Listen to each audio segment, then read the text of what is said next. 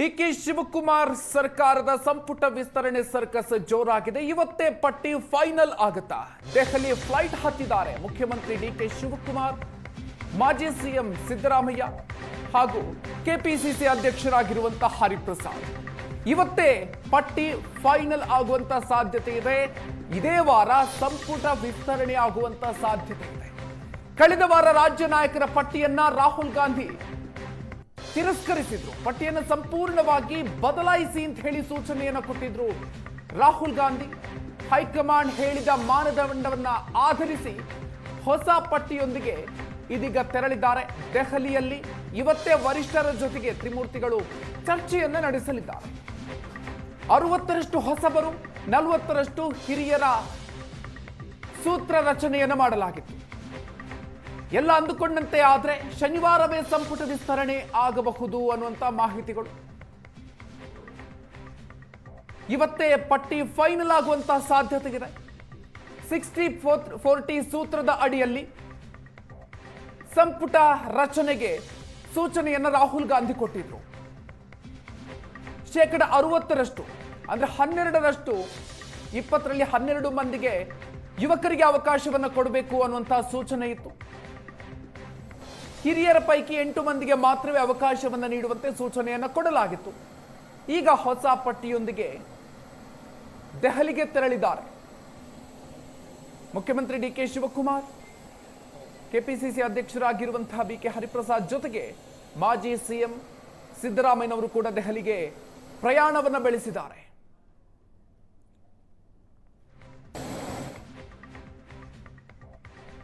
ದೆಹಲಿಯಲ್ಲಿ ಇವತ್ತೇ ವರಿಷ್ಠರ ಜೊತೆಗೆ ತ್ರಿಮೂರ್ತಿಗಳು ಚರ್ಚೆಯನ್ನ ನಡೆಸಲಿದ್ದಾರೆ. 60% ಹೊಸಬರು ಹಾಗೂ 40% ಹಿರಿಯರಿಗೆ ಅವಕಾಶ ಕೊಡಬೇಕು ಅನ್ನುವಂತಹ ಸೂಚನೆಯನ್ನ ಕೊಟ್ಟ ಹಿನ್ನೆಲೆಯಲ್ಲಿ ಹೊಸ ಪಟ್ಟಿಯೊಂದಿಗೆ ಈಗ ದೆಹಲಿಗೆ ತೆರಳಿದ್ದಾರೆ.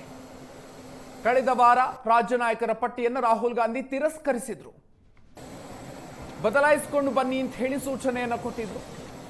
60-40 ಅನುಪಾತದಲ್ಲಿ ಹೊಸಬರಿಗೆ ಹಾಗೂ ಹಿರಿಯರಿಗೆ ಅವಕಾಶವನ್ನು ಕೊಡುವಂತೆ ಸೂಚನೆಯನ್ನು ಕೊಡಲಾಗಿತ್ತು. ಸಂಪುಟದಲ್ಲಿ 20 ಸ್ಥಾನ ಖಾಲಿ ಇದೆ. ಆದರೆ ಅದಕ್ಕಾಗಿ 40ಕ್ಕೂ ಹೆಚ್ಚು ಶಾಸಕರಿಂದ ಲಾಬಿ ನಡೀತಾ ಇದೆ. ಈಗಾಗಲೇ ದೆಹಲಿಯಲ್ಲಿ 40ರಿಂದ 50 ಶಾಸಕರು ಬೀಡು ಬಿಟ್ಟಿದ್ದಾರೆ. ತಮಗೆ ಅವಕಾಶವನ್ನ ಕೊಡಬೇಕು ಅಂತ ಹೇಳಿಕೊಂಡು ನಾನಾ ರೀತಿಯಲ್ಲಿ ಲಾಬಿಗಳನ್ನ ನಡೆಸ್ತಾ ಇದ್ದಾರೆ. ದೆಹಲಿಯಲ್ಲಿ ವರಿಷ್ಠರನ್ನ ಭೇಟಿಯಾಗಿ ಮಂತ್ರಿ ಸ್ಥಾನಕ್ಕೆ ಮನವಿಯನ್ನ ಮಾಡಿಕೊಳ್ತಾ ಇದ್ದಾರೆ. 20 ಸಚಿವ ಸ್ಥಾನ ಒಂದೇ ಬಾರಿ ಭರ್ತಿ ಮಾಡುವಂತಹ ಸಾಧ್ಯತೆ ಇದೆ. ದೆಹಲಿಯಲ್ಲಿ ಶಾಸಕರ ಲಾಬಿ ಹಿನ್ನೆಲೆಯಲ್ಲಿ 40ಕ್ಕೂ ಹೆಚ್ಚು ಶಾಸಕರು ದೆಹಲಿಯಲ್ಲೇ ಬೀಡು ಬಿಟ್ಟಿದ್ದಾರೆ. ಎಂಎಲ್ಸಿಗಳು ಶಾಸಕರು ದೆಹಲಿಯಲ್ಲಿದ್ದಾರೆ. ರಾಹುಲ್ ಗಾಂಧಿ ಜೊತೆಗೆ ಚರ್ಚೆಯ ನಂತರ ಸಚಿವರ ಪಟ್ಟಿ ಫೈನಲ್ ಆಗಲಿದೆ. 20 ಸಚಿವರ ಸ್ಥಾನ ಬಾಕಿ ಇರೋದು. ಅದಕ್ಕಾಗಿ 40ಕ್ಕೂ ಹೆಚ್ಚು ಶಾಸಕರು ಈಗ ದೆಹಲಿಯಲ್ಲಿ ಲಾಬಿಯನ್ನ ನಡೆಸ್ತಾ ಇದ್ದಾರೆ. ಎಂಎಲ್ಸಿಗಳು, ಎಂಎಲ್ಎಗಳು 40ರಿಂದ 50 ಮಂದಿ ಲಾಬಿಯನ್ನ ನಡೆಸ್ತಾ ಇದ್ದಾರೆ. ಈ ಬಗ್ಗೆ ಹೆಚ್ಚಿನ ಡೀಟೇಲ್ಸ್ ಕೊಡ್ತಾರೆ ನಮ್ಮ ಪ್ರತಿನಿಧಿ ಮಾರುತೇಶ್. ಇದೀಗ ನಮ್ಮ ಜೊತೆಗೆ ನೇರ ಸಂಪರ್ಕದಲ್ಲಿ ಜಾಯ್ನ್ ಆಗ್ತಾ ಇದ್ದಾರೆ. ಮಾರುತೇಶ್, ಈಗಾಗಲೇ ಲಾಬಿ ದೆಹಲಿಯಲ್ಲಿ ಬಹಳಷ್ಟು ಜೋರಾಗಿ ನಡೀತಾ ಇದೆ. ಸೊ ಈ ಒಂದು ಸಂದರ್ಭದಲ್ಲಿ ರಾಹುಲ್ ಗಾಂಧಿ ಅವರು ನೀಡಿರುವಂತಹ ಒಂದು ಸೂತ್ರ ಏನಿದೆ, 60-40 ಸೂತ್ರ, ಇನ್ನೂ ಕೂಡ ಅದಕ್ಕೆ ಸ್ಟಿಕ್ ಆನ್ ಆಗಿದೆಯಾ ಕೇಂದ್ರದ ನಾಯಕರು, ಕಾಂಗ್ರೆಸ್ನ ನಾಯಕರು?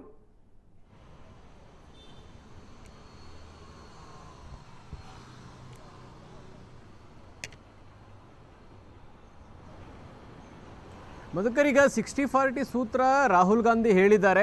ಅದಕ್ಕೂ ಮೀರಿದ ಬೆಳವಣಿಗೆಗಳು ಕೂಡ ನಡೆಯುವಂತಹ ಸಾಧ್ಯತೆಗಳು ಕಾಣಿಸ್ತಾ ಇದೆ. ಯಾಕೆಂದರೆ ಈಗ ಚರ್ಚೆ ಆಗ್ತಿರೋ ಪ್ರಕಾರ ಕನಿಷ್ಠ 15 ಮಂದಿ ಹೊಸಬರು, ಯಾಕೆಂದರೆ ರಾಹುಲ್ ಗಾಂಧಿ ಹೇಳಿದ ಪ್ರಕಾರ 60-40 ಎನ್ನುವಂಥದ್ದು ಏನಾದರೂ ಜಾರಿ ಮಾಡೋದೇ ಆದರೆ 8 ಜನ ವಾಪಸ್ ರಿಪೀಟೆಡ್ ಇರುವಂಥವ್ರು ಮತ್ತು ಹೊಸದಾಗಿ 12 ಮಂದಿಗೆ ಅವಕಾಶವನ್ನು ಕೊಡಬೇಕಾಗುತ್ತೆ.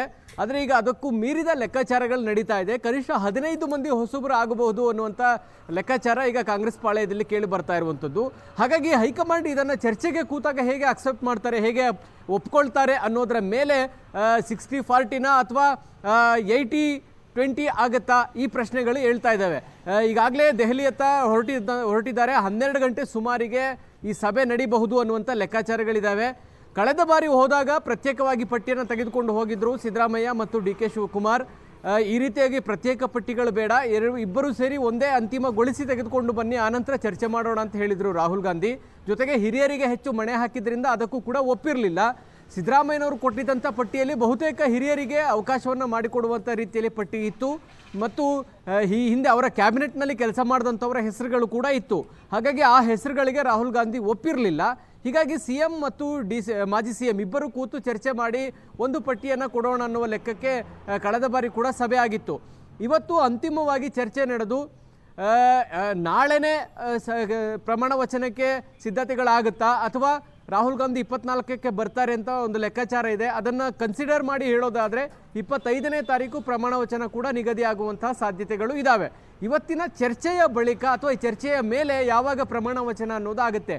ಖಾಲಿ ಇರುವಂಥ 20 ಸ್ಥಾನಗಳಿಗೆ 40ಕ್ಕೂ ಹೆಚ್ಚು ಆಕಾಂಕ್ಷಿಗಳಿದ್ದಾರೆ. ಪ್ರಾದೇಶಿಕ ಅನುಗುಣವಾಗಿ ಅಂದರೆ ಜಿಲ್ಲಾ ಪ್ರಾತಿನಿಧ್ಯ ಅನುಗುಣವಾಗಿಯೂ ನೋಡಬೇಕು, ಹೊಸ ಮುಖಗಳಿಗೂ ಅವಕಾಶವನ್ನು ಮಾಡಿಕೊಡಬೇಕು. ಕನಿಷ್ಠ 2 ರಿಂದ 4 ಬಾರಿ ಗೆದ್ದಿರ್ತಕ್ಕಂಥ ಕನಿಷ್ಠ 25 ಮಂದಿ ಶಾಸಕರಿದ್ದಾರೆ. ಅವರು ಒಮ್ಮೆಯೂ ಕೂಡ ಮಿನಿಸ್ಟರ್ ಆಗೇ ಇಲ್ಲ, ಅಂಥವ್ರಿಗೂ ಕೂಡ ಅವಕಾಶವನ್ನು ಮಾಡಿಕೊಡಬೇಕು. ಜೊತೆಗೆ ಜಾತಿ ಸಮೀಕರಣ, ಸಾಮಾಜಿಕ ನ್ಯಾಯ ಇದನ್ನು ಕೂಡ ಗಣನೆಗೆ ತೆಗೆದುಕೊಂಡು ಆಯ್ಕೆ ಮಾಡಬೇಕಾಗುತ್ತೆ. ಆ ಹಿನ್ನೆಲೆಯಲ್ಲಿ ಡಿ ಕೆ ಶಿವಕುಮಾರ್, ಸಿದ್ದರಾಮಯ್ಯ ಮತ್ತು ಮಲ್ಲಿಕಾರ್ಜುನ ಖರ್ಗೆ ಅವರ ಪಾತ್ರ ಬಹಳ ಇಂಪಾರ್ಟೆಂಟ್ ಆಗುತ್ತೆ. ಯಾಕಂದರೆ ಸುರ್ಜೇವಾಲಾ, KC ವೇಣುಗೋಪಾಲ್ ಈ ಮೂವರು ಏನು ನಿರ್ಧಾರವನ್ನು ತೆಗೆದುಕೊಳ್ತಾರೋ ಅದನ್ನು ಮೀರಿ ನಿರ್ಧಾರ ಮಾಡೋದಕ್ಕಾಗೋದಿಲ್ಲ. ರಾಜ್ಯದ ಎಲ್ಲ ವಿಚಾರಗಳು ಗೊತ್ತಿರುವಂಥವರೇ AICC ಅಧ್ಯಕ್ಷರಾಗಿರೋದ್ರಿಂದ ಸಾಮಾಜಿಕ ನ್ಯಾಯ ಅಥವಾ ಜಾತಿ ಸಮೀಕರಣ ಎಲ್ಲಿಯೂ ಹಾದಿ ತಪ್ಪದ ಹಾಗೆ ನೋಡ್ಕೊಳ್ಬೇಕಾಗಿರೋ ಜವಾಬ್ದಾರಿ ಕೂಡ ಮಲ್ಲಿಕಾರ್ಜುನ ಖರ್ಗೆ ಅವರ ಮೇಲೆ ಇದೆ. ಹೀಗಾಗಿ ಪೈಪೋಟಿಯಂತೂ ನಿಶ್ಚಿತವಾಗಿಯೂ ಇದೆ. SC ಲೆಫ್ಟಲ್ಲಿ ಯಾರು, SC ರೈಟಲ್ಲಿ ಮತ್ತಿನ್ಯಾರಿಗೆ ಅವಕಾಶವನ್ನು ಕೊಡ್ತೀರಾ? ಮುಸ್ಲಿಂ ಸಮುದಾಯದಲ್ಲಂತೂ ತೀವ್ರವಾದ ಪೈಪೋಟಿ ಇದೆ. ತನ್ವೀರ್ ಸೇಠ್, ರಿಜ್ವಾನ್ ಅರ್ಷದ್, ಸಲೀಂ ಅಹಮದ್, ಕನೀಸ್ ಫಾತಿಮಾ ಇವರೆಲ್ಲರ ನಡುವೆ ಫೈಟ್ ನಡೀತಾ ಇದೆ. ಯಾರನ್ನು ಆಯ್ಕೆ ಮಾಡ್ತಾರೆ ಅನ್ನುವಂಥದ್ದು, ಜೊತೆಗೆ ಮಹಿಳಾ ಕೋಟದಲ್ಲಿ ಯಾರನ್ನು ಮಾಡಬೇಕು ಅನ್ನುವಂಥ ಪ್ರಶ್ನೆಗಳಿದ್ದಾವೆ. ಸೂಕ್ತವಾದಂಥ ಅಭ್ಯರ್ಥಿಗಳು ಕಾಣಿಸ್ತಾ ಇಲ್ಲ. ಆದರೆ ಯಾರಿಗೆ ಅವಕಾಶ ಮಾಡಿಕೊಡ್ಬೋದು ಅನ್ನುವಂಥ ಲೆಕ್ಕಾಚಾರವನ್ನು ಕೂಡ ಹೈಕಮಾಂಡ್ ತೆಗೆದುಕೊಳ್ಬೇಕಾಗುತ್ತೆ. ಇದರ ಜೊತೆಗೆ ಚುನಾವಣೆಯ ದೃಷ್ಟಿಕೋನವನ್ನು ಕೂಡ ನೋಡಬೇಕಾಗುತ್ತೆ. ಕೇವಲ ಸೀನಿಯರ್ ಅನ್ನುವ ಕಾರಣಕ್ಕಾಗಿ ಅವ್ರನ್ನ ಕ್ಯಾಬಿನೆಟ್ಗೆ ತೆಗೆದುಕೊಳ್ಬೇಕಾ, ಅಥವಾ 5 ಬಾರಿ ಗೆದ್ದಿದ್ದಾರೆ ಅನ್ನುವ ಕಾರಣಕ್ಕಾಗಿ ತೆಗೆದುಕೊಳ್ಬೇಕಾ, ಅಥವಾ ಅವರು ಇನ್ಫ್ಲೂಯೆನ್ಷಿಯಲ್ ಇದ್ದಾರಾ, ಅಥವಾ ಅವರು ಪ್ರಭಾವಿ ನಾಯಕನ, ಅವರನ್ನು ಆಯ್ಕೆ ಮಾಡಿದ್ರೆ ಕಮ್ಯುನಿಟಿ ಅವರ ಜೊತೆಗೆ ಕಾಂಗ್ರೆಸ್ಗೆ ಬರುತ್ತಾ? ಮುಂದಿನ 2028ರ ಚುನಾವಣೆಗೆ ಈ ನಾಯಕನನ್ನು ಆಯ್ಕೆ ಮಾಡಿದರೆ ಅವರನ್ನು ಹಿಂಬಾಲಿಸುವಂಥ ಸಮುದಾಯ ಕಾಂಗ್ರೆಸ್ನ ಪರವಾಗಿ ಪೂರ್ಣ ಪ್ರಮಾಣವಾಗಿ ಬರ್ತಾ ಅಥವಾ ಅದು ಮತವಾಗಿ ಕನ್ವರ್ಟ್ ಆಗುತ್ತಾ? ಈ ಲೆಕ್ಕಾಚಾರಗಳನ್ನು ಕೂಡ ಹೈಕಮಾಂಡ್ ಹಾಕ್ತಾ ಇದೆ. ಆ ಹಿನ್ನೆಲೆಯಲ್ಲಿ ಹೈಕಮಾಂಡ್ ಬಳಿಯ ಕೂಡ ರಾಜ್ಯದ ಒಂದು ಹಂತಕ್ಕೆ ಒಂದು ರೀತಿ ಸರ್ವೆ ಅಂತ ಹೇಳಿದರೆ ತಪ್ಪಾಗಲಿಕ್ಕಿಲ್ಲ. ಆ ಥರದ ಮಾಹಿತಿಯನ್ನು ಸುನಿಲ್ ಕನಗೋಳು ಅಂಡ್ ಟೀಮ್ ರಾಹುಲ್ ಗಾಂಧಿ ಅವ್ರಿಗೂ ಕೂಡ ತಲುಪಿಸಿದ್ದಾರೆ. ಯಾವ ಸಮುದಾಯದಲ್ಲಿ ಯಾವ ನಾಯಕ ಇನ್ಫ್ಲೂಯೆನ್ಸ್ ಇದ್ದಾರೆ, ಅವರನ್ನು ಆಯ್ಕೆ ಮಾಡೋದ್ರಿಂದ ಆಗುವಂಥ ಲಾಭ ಏನು, ಇದೆಲ್ಲದರ ಮಾಹಿತಿ ರಾಹುಲ್ ಗಾಂಧಿ ಅವರ ಬಳಿಯೂ ಕೂಡ ಇದೆ. ಹಾಗಾಗಿ ರಾಜ್ಯ ನಾಯಕರು ಆಯ್ಕೆ ಮಾಡುವ ಅಥವಾ ರಾಜ್ಯ ನಾಯಕರು ಒಪ್ಪುವಂಥ ಹೆಸರನ್ನು ರಾಹುಲ್ ಗಾಂಧಿಯು ಕೂಡ ಒಪ್ಕೊಳ್ಬೇಕಾದಂಥ ಪರಿಸ್ಥಿತಿ ನಿರ್ಮಾಣ ಆಗಿದೆ. ಅದಕ್ಕೆ ಕಾರಣ 2028ರ ವಿಧಾನಸಭಾ ಚುನಾವಣೆ. ಹೀಗಾಗಿ ಚರ್ಚೆಗೆ ಕೂತಾಗ ಯಾವ ಹೆಸರುಗಳು ಮುನ್ನೆಲೆಗೆ ಬರ್ತವೆ, ಯಾವುದನ್ನು ಅಂತಿಮಗೊಳಿಸ್ತಾರೆ ಅನ್ನುವ ಕುತೂಹಲ, ನಿರೀಕ್ಷೆಗಳು ಗರಿಗೆದಿರಿದ್ದಾವೆ. ಹಾಗಾಗಿನೇ ಆಕಾಂಕ್ಷಿಗಳೆಲ್ಲರೂ ಕೂಡ ದೆಹಲಿಯಲ್ಲಿ ಬೀಡು ಬಿಟ್ಟು ತಮ್ಮ ಒತ್ತಡವನ್ನು, ತಮ್ಮ ಲಾಬಿಯನ್ನು ಮುಂದುವರಿಸ್ತಾ ಇದ್ದಾರೆ. Madhukar. Okay, thank you Maruthesh ಡೀಟೇಲ್ಸ್ಗೆ.